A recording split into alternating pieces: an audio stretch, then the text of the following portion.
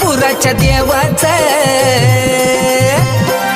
भंडारा यात्रेला जायचं ग चांग भलं बोलायचं भंडारा यात्रेला जायचं ग चांग भलं बोलायचं भंडारा यात्रेला जायचं ताई चांग भलं बोलायचं भंडारा यात्रेला जायचं ताई चांग भलं बोलायचं